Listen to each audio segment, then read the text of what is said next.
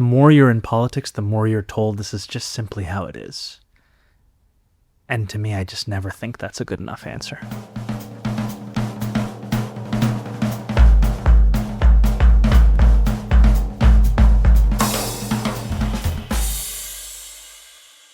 Mayor Mamdani, thank you so much for being here today.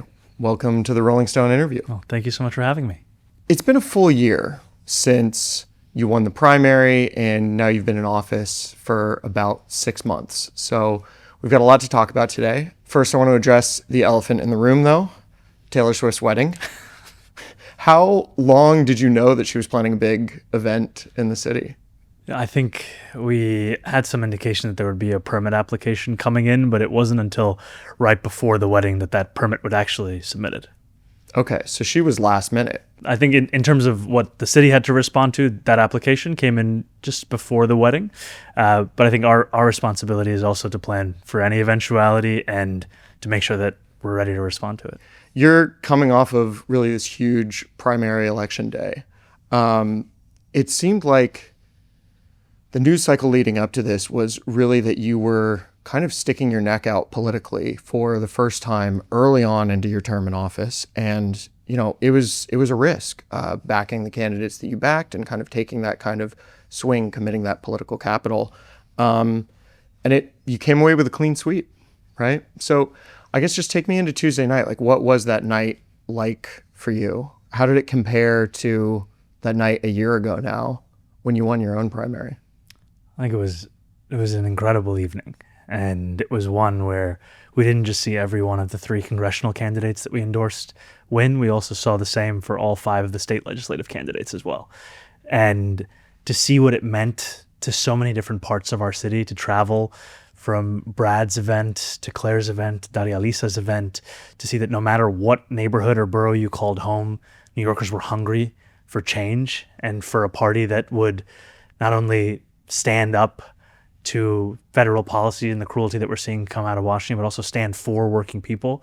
It was incredible. And as you said, it was nearly a day to a year since the primary victory in the mayoral election. Did you have any moments on that Tuesday night of sort of like deja vu? Did it feel like you were going through it again on behalf of other people? There's a little bit of being able to relive that because so many of the people who were at the heart of our campaign poured themselves in to these congressional races and these state legislative races. And I think it speaks to the fact that for so many of us, it was never about one office. It was about one movement for working people. And you find that in the races that are being run right now and in the ones that are still to come. And to be able to see what it means to so many. I mean, Daria Lisa, for example, she was a field lead on our campaign. Yeah. And as I was walking through her district, we met one of her field leads who told me that they were a canvasser trained by Daria Lisa more than a year ago. And that is what we are looking to build. It is a movement that wherever it finds a fight for working people, it is there on the front lines. Did you talk to her after her win? Yes. What did you say to her? Congratulations. It was incredible what she and her campaign built, and everything that they won, they earned it. And they built it over many, many months amidst an immense amount of skepticism. And, I think it was the day before her election or maybe 2 days, we were walking through her district, the 2 of us together, and people were just jumping out of bodegas, popping out of their cars, and some of them were just reciting her platform back to her. There was this young West African man who jumped out of his car and he looked at her and he was like, "You're at my mosque and you said you're going to do this, this, and this." And it was just a beautiful example of her focus and also the fact that she built something real, something that will endure. There's another parallel with Daria Lisa as well, in that leading up to the race, to your primary, you were both treated in a similar way by the media, like sort of made into this by the right and center, into kind of this boogeyman of what scary socialism is going to do. What did you say to her about handling that? And what did you say to her about dealing with that kind of attention now that she assumedly is running in a general election, but hopefully will be in office? I told her first that this only happens when there's a chance that you win. And this is a reflection of the desperation that some are feeling in the face of what would be a new chapter in our city's politics. And that for the vast majority of those who will be voting and who live in that district, this is not what they are concerned about. The people of New York 13 want to know that they have a congressional representative that is willing to fight for them in the face of living in the most expensive city in the United States of America. It's one of the poorest congressional districts across the country. And so much of what we saw, the fear-mongering, the blatant racism, it was an attempt to distract from the fact that Daria Lisa would deliver on exactly that vision for those same working people. The backbone of your movement, like you said, has been sort of the transition from field leads and activists to actually running for something. What advice do you give Daria Lisa, and what advice do you give people like her when they're thinking about making that transition? Well, I think at this point, Daria Lisa doesn't need much advice from me. And what I would say is that to run for something, it's not just elected office. This is not just a movement where people find worth in these kinds of positions. It's one which is looking to make politics something that we do, not something that just happens to working people. And so for some New Yorkers, that will be running to lead their tenant organizations. For others, that will be becoming a part of a co-op. For others, it will mean running for office. And I think at the heart of it has to be, why are you doing this? And if the answer is for working people, then you will find that there are far more people who are ready to stand alongside you in that fight.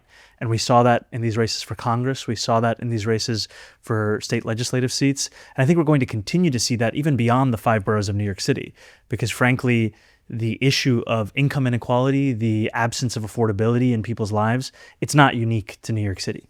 It is something that Americans are feeling across the country. And they are tired of a politics that has effectively been bankrupt, whether it's politically bankrupt, morally bankrupt, or economic. And they're looking for something that actually speaks to their needs. Behind the scenes, this was kind of the most political hardball we've seen you play at this point. Several of the endorsements, Claire Valdez and Daria Lisa, of course, came kind of against the wishes of that sort of centrist bloc of the party. I mean, endorsing against Adriano Aspiat was a big political move for you. I guess take me into that decision. Why did you think that this was the right time to, take those shots, and that was what was needed for the movement you're trying to build? I made a promise a little more than a year ago to New Yorkers that I would use every tool at my disposal to deliver on an affordability agenda. And when I looked at these races and I saw Claire, Daria Lisa, Brad, in each of them, I saw candidates that were not just compelling on what they were building, but also compelling in who they were speaking to and how they would fight for those same people. And the consistency, the clarity, the conviction that characterized all 3 of these races in terms of the message that they were putting forth, it's one that compelled me to make that decision. And it's not to say that there's not risk involved in those decisions, but oftentimes when you are fighting for those who have been left behind, there will always be risk. It will always be easier to let that fight go. And I do often think about the words that Tim Walz said about political capital, to paraphrase him, of what is the use of having it if you're not using it to help working people? And I think that's what came back to me in that moment and continues to, is how do we actually make it easier to afford life in this city? And one of the ways is by having partners who are willing to fight just as hard in Washington as we're fighting here in New York City. Yeah, and that national battle, I think, has really come into center stage in a large part by your framing of the stakes of these races, but also in sort of the reaction to them. I think the most sort of succinct encapsulation of it was the tweet by former DNC chair Jamie Harrison on election night, where he said, I say this with no ill will or animosity. If you hate the Democratic Party, then please don't run for our nomination.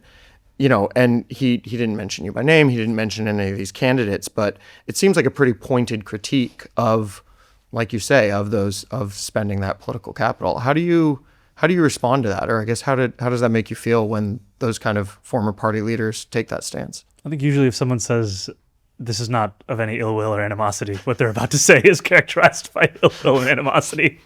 It's a version of no offense, but look, I think the question that I come back to is, what is the Democratic Party if not its voters? And if you look at what Democrats are voting for in New York 13, in New York 7, in New York 10, and you say that that is not representative of the party, it may not be representative of what has effectively become our party, which is something that's run by well-paid consultants and big money interests, but it is representative of what Democrats themselves want to see. And it's representative of the fact that in this country there is just one majority, and that's of the working class. And that's not just true in this city, it's not just true in another city, it's true across the entirety of our nation. And people want to see a party that understands that and fights for that. What has been a lot harder for you since coming into office than you thought it would be on the campaign trail? Yeah, I think it's often framed that campaigning is that which is easy and governing is that which is hard.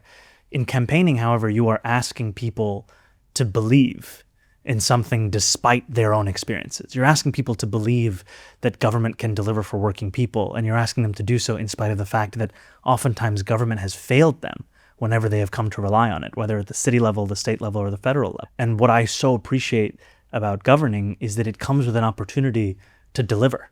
You don't have to ask people to trust any longer without being able to feel something. And over the course of these past 6 months, we've taken what was previously an intellectual question of what does it look like to run a city with democratic socialism as part of its principles, and delivered on it. And in these 6 months, we have paved over 165,000 potholes. We have returned tens of millions of dollars to tenants who were taken advantage of by their landlords. We have put our city on a path to universal childcare, saving parents more than $20,000 a year that they would otherwise have spent for childcare for 2-year-olds. We've done all of this while delivering the lowest recorded number of murders and shootings in New York City history, and with a commitment to put our city on a path to the most ambitious affordable housing agenda that we've seen in generations, building 200,000 new homes that will actually be affordable to New Yorkers and preserving 200,000 homes that are already affordable. Are there ever moments where it's difficult for you to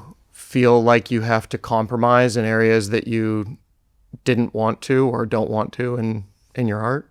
Yeah, I think that the job is difficult at its core because it's a job where you are looking to deliver for 8.5 million people, many of whom have experienced politics as an act of disappointment with various stages.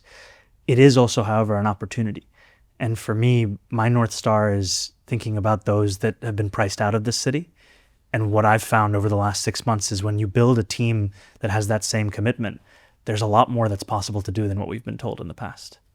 Has being in office changed how you think about any of these things? Is there a specific situation where you got into office because you're committed to this message and you're committed to what you want to do, and I think you're committed to delivering what you promised on the campaign, right? But I think what's interesting to me is finding out what changed for you, because that transition from campaigning to governing is, I think, really compelling, and it's one of the things that gets brought up again and again and again when someone like you runs for office, right? So it's not so much that I'm trying to say, is there any credence to critiques that, a democratic socialist can never effectively govern or something like that, but I want to know, for you, what were the kind of welcome to reality moments or points of frustration? I think I'll push back on the framing a little bit. Sure. In that I think that sometimes the characterization of the difference between governing and campaigning is given as a justification for compromise. It's given as a justification for the abandonment of what you ran on. And I am never going to say that this work is easy or it's straightforward. It's incredibly difficult. However, there is a way to deliver on what you ran on. And it will mean that you have to push. It will mean that you will receive many a no and you have to ask why. And it will also mean inheriting long-standing city policies that the closer you look at them, the more you realize there isn't much that this is actually grounded in, other than the fact that it's been done again and again and again. But I find that this difference of characterization, oftentimes it's actually one that's given in advance of the difficulty, so as to explain why someone simply couldn't try to fulfill those things. And our agenda, it's an ambitious agenda, because it's an agenda that looks at the wealthiest city in the wealthiest country in the history of the world and says it's unacceptable that 1 in 4 New Yorkers are living in poverty. And it will take time, but what we've shown is that even in 6 months, you can put the city on a different path And that's a path that working people themselves can walk on, not just one they have to watch as others do. A lot of the things that you've run on would not have been so shocking, I think, to the political establishment in FDR's era, right? Why do you think that those things are seen as political impossibilities now? I think because for a long time, those kinds of ideas can only be found in a history book as to what the Democratic Party can stand for, what it can fight for. I mean, you even just think about the distillation of this vision into the Four Freedoms. That, if offered today, would be heard as if a radical vision of this country, when in fact, as you said, it's very much grounded in why so many are proud to be Democrats, why I'm proud to be a Democrat. And I think it also speaks to a recent history of our party becoming something that is more a reflection of the thoughts and concerns and hopes and desires of a consultant class and of special interests than one that is a reflection of what working people need. You say you're proud to be a Democrat, I think, which is sort of strikes right at where this national conversation is right now. It's framed as this battle for sort of the heart and soul of the Democratic Party. But I do think that while there are a lot of voters who respond to what you have to say and who respond to the kind of policies that you're proposing, there is still a voting wing that is, for whatever reason, more attached to the centrist factions of the Democratic Party. Do you think that your movement can ever coexist with those, or is this really sort of an existential battle for where the party is going to go? I think we all belong to the big tent that is the Democratic Party. I think the question that is now in front of us is, where do we want to go? And what do we want this party to be? And I think for quite some time, we've defined ourselves purely in response to what the Republican Party is. And they have this seemingly limitless ambition for what it is that they want to accomplish, whereas we seem to be constructing an ever-lowering ceiling of possibility. And we know that in 2028, yes, we have an opportunity to move beyond the current federal administration, and that begs the question, to what? And I think that it is time to be able to not only have a vision, but to deliver on that vision. And what we're showing here in New York City is that it is possible to put working people back at the heart of our politics and then also deliver for them at the same time. And I think we talk about this in the language of pothole politics to show that there's no problem too big, no task too small, that yes, we can deliver on universal childcare while we also pave over 165,000 potholes, because too often New Yorkers have been asked to choose between their quality of life and the quality of the city's ambition. And it's time to show that, in fact, both of these things can be fulfilled at once. What does the National Democratic Party look like to you in your ideal world? It looks like a party that is asking itself the question of what working people are struggling with, and then answering that question with what they can do to make life easier for those same people. I believe that government's responsibility is to deliver for working people. And I believe that our politics has to go beyond an intellectual exercise and has to be something that is material. If we cannot describe our politics and how it helps people afford their rent, their groceries, their childcare, then it seems like a hobby that some people can afford to have. Politics has to be something that speaks to everyone, no matter how much money is in their pocket, and frankly reflects the needs of those who have the least amount of money in that same pocket. The phrase I keep seeing online is like, turns out you can just do things. What's one thing in these first 6 months that you're proud of just having done that wasn't, a stated campaign promise, that wasn't something you were thinking about? Like, was there ever a moment where you're sitting around with your team and you're like, hey, why don't we just do this, and saw it through? On the first day of our administration, after inauguration, I went to meet with a number of tenants who live in a building that is controlled by a real estate organization where they have filed complaint after complaint after complaint. And I went into one of the tenants' homes and she showed me her bathroom. And it was just rust falling off the pipe, falling off the ceiling. And I asked her how long she'd been living with us, and then she turned around and she pointed to her son. And she said longer than he'd been alive, and he was more than 20 years old. And we made the decision to file a lawsuit on behalf of those tenants. Just by virtue of filing that lawsuit, we got the next owner to agree to remedy all of the violations at that building and other buildings owned by that same real estate organization. And that, to me, shows the worth of fighting. Because if you aren't willing to fight, it means you will never be able to win. It's probably incredible to be able to see your vision enacted so immediately and directly onto someone's lives. But you have to enact... And I'd just say, our vision. This is not... I'm not the mayor who is sitting in the room and I have every idea and then I tell the team, go do it. I'm the mayor sitting in a room alongside so many incredible New Yorkers for whom their expertise has long been put as if a footnote in the conversations that are being had in City Hall. And so many of the accomplishments that we've seen over these last 6 months, it's by virtue of this team. It's by virtue of actually putting people in places of power where they can also help to create that vision together. Sorry, but you were asking a question. No, I was just going to say, you need to enact those things systemically as well. I mean, as you know better than I do, NYCHA is one of the most complaint ridden landlords in the city, right? So what do you take from those moments of just being able to go out and make an immediate effect? I think sometimes the systemic nature of an issue has been used to justify why you cannot do anything in the short term. We have heard many who have come forward and said, NYCHA has $80 billion in capital needs. It's a federal responsibility.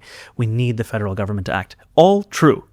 We also know that whether or not it's a Democratic administration or a Republican administration, NYCHA has had those capital needs. And if we are going to wait for DC before we take action, we are effectively leaving hundreds of thousands of public housing residents on the hook for the amount of years that it will take for DC to finally remember those same tenants. And so what we've made the decision to do is that we are going to put forward the kind of resources that go beyond what the city has done before to start to display what that commitment can look like. And so we nearly doubled our city's capital commitment to NYCHA. We are actually looking to take the few things that we've seen work in NYCHA over the last few years, the kinds of complaint systems like an ombudsman call center, and expand that. And to do all of this while saying that NYCHA can be a place where we are addressing multiple crises at the same time. One thing that I'm very excited about is that we're going to be delivering heat pumps into a public housing development that both address quality of life concerns and address the concerns around the climate crisis. Part of the reason that you face questions like this is because when you have a political rise as quick as yours was, when you're as outspoken on the issues as you are, you kind of become the face of a movement in American politics. But a trend that I've noticed as well is that obviously when you become the face of something, then all of a sudden you start becoming, liable in some ways for everything that someone wants to pin on you, right? Where it's like, when will Zohran Mamdani respond to this? How do you decide which of those critiques you feel like you have a responsibility to respond to? I think if they affect working New Yorkers, and there's a difference between the discourse and what people in this city are concerned about. And where that difference exists, I think it's time to refocus back to the people, and where it is one and the same, then it's worth engaging with. And I think the more you surround yourself with the people of your city, the more you realize what it is that they are concerned about. You're good at this. Everyone who has seen you, met you, interviewed you says the same thing. Sometimes it's said kind of not as a compliment. Sometimes it is said as a genuine compliment. Sometimes it's said it's not, right? What does being a good politician mean to you? I think it means delivering. I think for a long time being a good politician has meant debating. And we want it to be something that it means something. We want it to be material. If you knock on a New Yorker's door right now and you ask them what they're worried about, they'll define it in terms of cost. And yet, for a long time, politics has been defined as if it's conversation. And we want to bridge that. And thank you. Very kind. I think right now there's this big question of how will Zohran Mamdani deal with the NYPD, how you deal with policing in the city and things like that. And I think a lot of that is still kind of to be written as your term in mayor goes along. But what was your relationship with the police growing up? I grew up in our city with an experience of police in that there were some for whom there were people in their family who were serving on the force, others for whom it was only the experiences they would have with officers themselves. I don't recall having any experiences in our city that really do stand out to me at a personal level. But I think one thing that has stood out to me is that for quite some time in our city, New Yorkers have been made to feel as if they have to choose between safety and justice. And I think it's critically important that we deliver the both of them and show that, in fact, that isn't a choice that has to be made any longer. The other national issue, I think, that has become increasingly relevant for every politician in this country is Israel and Gaza. Why do you think that it's important for New York's mayor to have a really clearly defined position on that subject?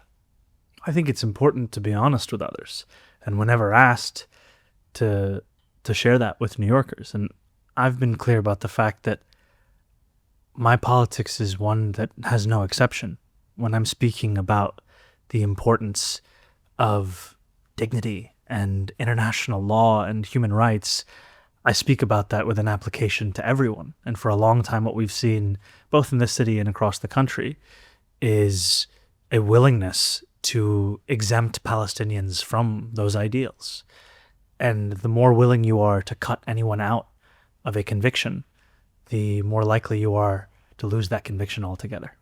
I've found that with people that have such sort of strongly held convictions about things, everything from Israel and Gaza to your economic message and things like that, I guess, when did those start to develop? I think from a young age, if I could see a contradiction between that which we said we believed and that which we were willing to do, it was something that I just couldn't let go. And especially going into high school and then into college, seeing the bridge was one that I couldn't understand how it was both acceptable and tenable to say that we believed in all of these things, and yet here we were clearly trampling them. It also felt as if it is a uniquely, how do I put this? The more you're in politics, the more you're told this is just simply how it is. And to me, I just never think that's a good enough answer. You know, your wife has come under some of the similar kinds of criticism as you have over her views on Israel and Gaza, over things that she posts on social media, et cetera, et cetera. When you got into office, how are you two adjusting to that? It is hard to prepare for death threats. It is hard to prepare for getting a phone call from a district attorney telling you that someone from another state is going to be charged for what they have said and hope to do about you. And I've also known for quite some time that when you are willing to speak up for all people, there are consequences that come from it. It's obviously at a different scale once I started running for mayor, once I won the nomination and then the general election, and now that I sit in front of you as the mayor.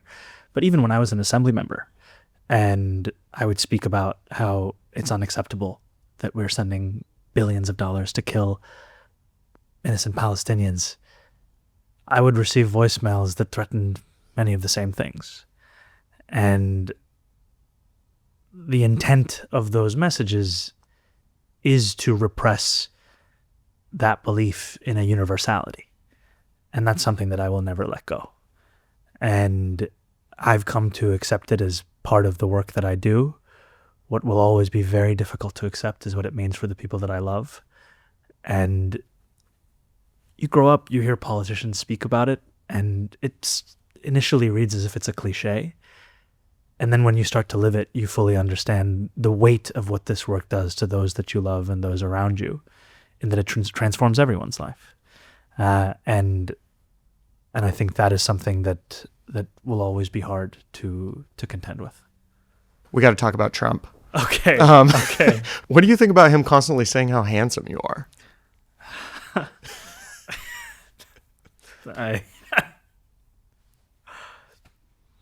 Thank you. We'll take it, I guess. Let's talk about, I think, your relationship with him. I think that was kind of one of the most striking parts of the very beginning of your tenure as mayor, was that meeting with Trump at the White House that went, I think, to pretty much any observer, really well for both of you. He probably felt the same way. What's your current relationship now? The relationship is as it was. It's built around New York City. I think for all of the many disagreements that the president and I have, we have one thing in common, which is a love of this place. And whenever we speak, whenever we meet, it always comes back to that. I think the fear has always been that something like what happened in Minneapolis, something like what happened in Los Angeles, is going to come to New York City. Do you feel like you need to stay on his good side in some ways to prevent that from happening, or is that a risk? I think I need to continue to be honest with the president, and that honesty is in places of disagreement. I've spoken to him directly about how I think of ICE as a cruel agency that does nothing to serve the interests of public safety, and I've spoken about how I think that ICE should be abolished. We should have an immigration system that has humanity at the heart of it. And also, the president, he is a New Yorker. In that first meeting, as much as we were having a conversation as the mayor and the president, we were also having a conversation as two New Yorkers, even at one point talking about community boards and zoning laws. New York, of course, is a microcosm for the country. It hasn't escaped the ripple effects of what Trump has done. I spent some time last fall doing a story down at 26 Federal Plaza. When you think about his second term and how it's affecting New York City, I guess what's been the most damaging, or how has that second term really affected the city? I think you brought up 26 Federal Plaza.